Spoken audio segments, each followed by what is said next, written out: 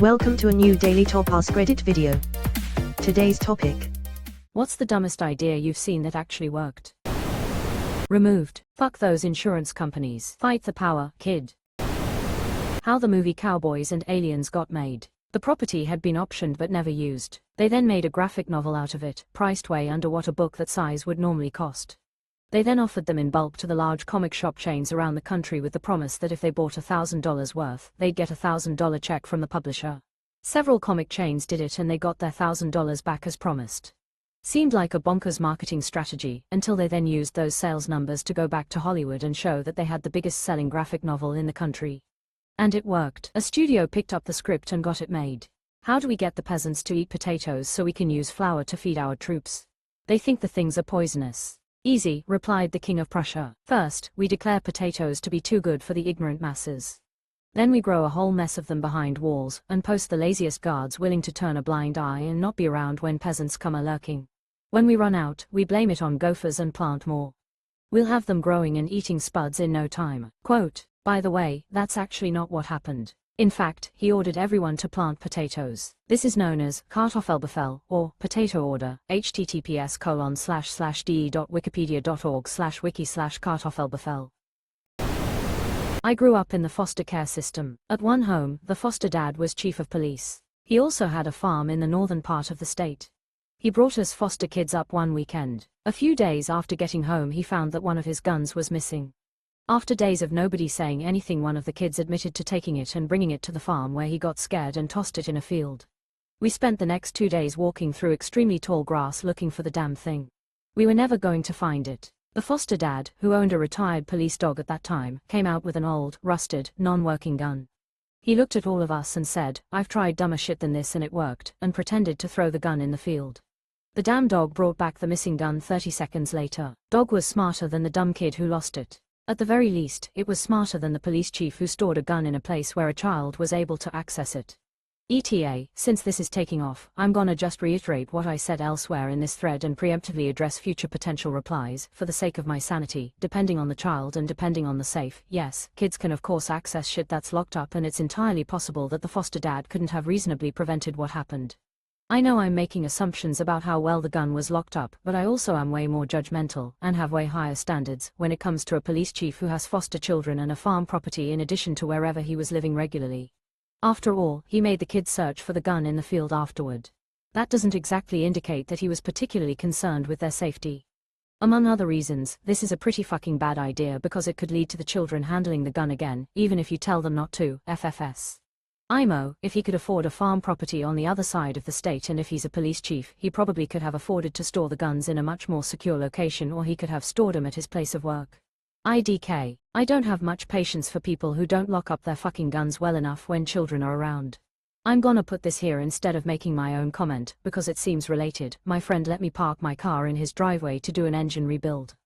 I had all the parts ready for assembly and it was going to be quick. I started tearing down the engine. When I removed the first piston by removing a tiny circlip, a little circular spring, the damn circlip popped out of my pliers and shot far through the air, disappearing into the deep grass of the yard. It was a big yard and the damn clip shot really far away. There was no way I could find it. Now my disabled car was sitting there in my friend's driveway with no engine, blocking the driveway, and it was all my fault. I would have to wait a week for delivery of a new set of circlips. That night I got really drunk, tied a magnet to a long piece of string, and in the dark of night I went fishing, with a beer bottle in one hand and the long string in the other. I walked through the yard for about 2 minutes singing and swigging beer, and dragging the magnet behind me. Sure enough, when I collected the string, the missing clip was right there, stuck to the magnet. Stupid idea, or drunken genius. Magnet was my first idea before I even got to the paragraph that mentioned it. In college I applied for a lucrative summer job, as did a friend. We knew it had way more applicants than positions. The friend got a call and was invited in. I got that number from him and just called, claiming that I had been called from this number.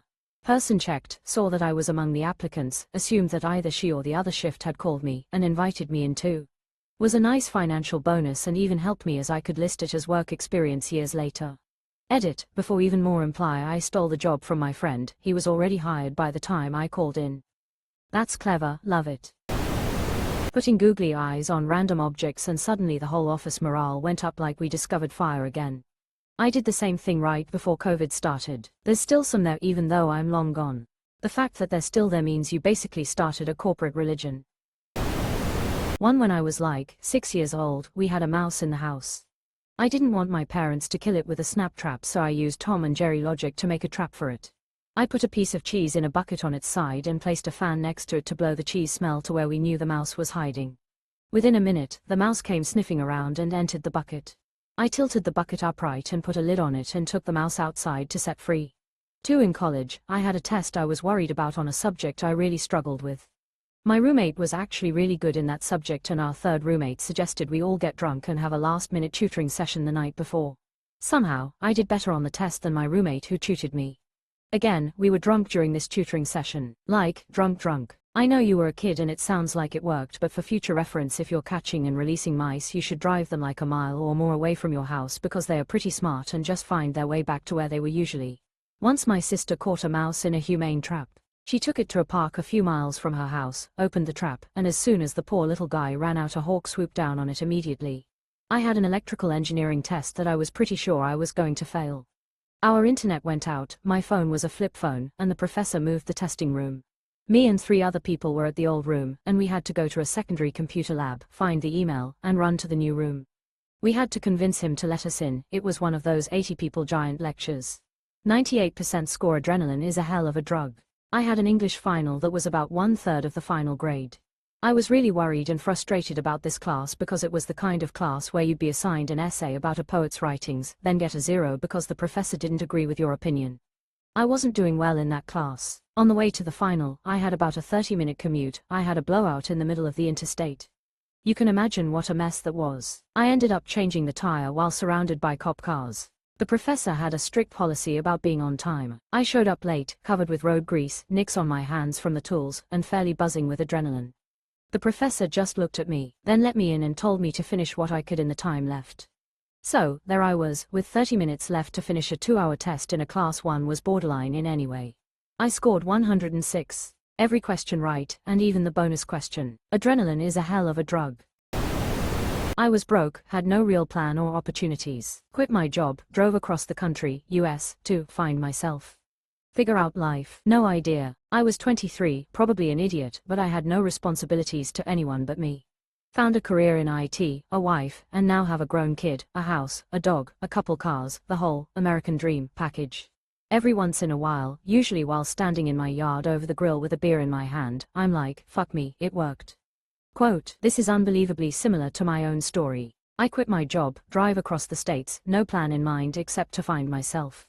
It was a life-changing experience. I didn't find a job or get married though, I got chlamydia. A happy ending. Many years ago, my brother was moving apartments, only about 6 blocks. He had a big couch, but none of us had a truck. So we dragged it behind his Hyundai Accent in early December in the middle of the night.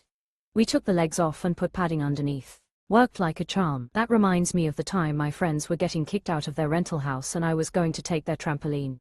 It was one of those round ones, and it was only going across town, small town, so we figured we'd roll it there. It only took us turning it on its side to realize that 14 feet is really fucking high, and no way we were clearing the power lines between here and there.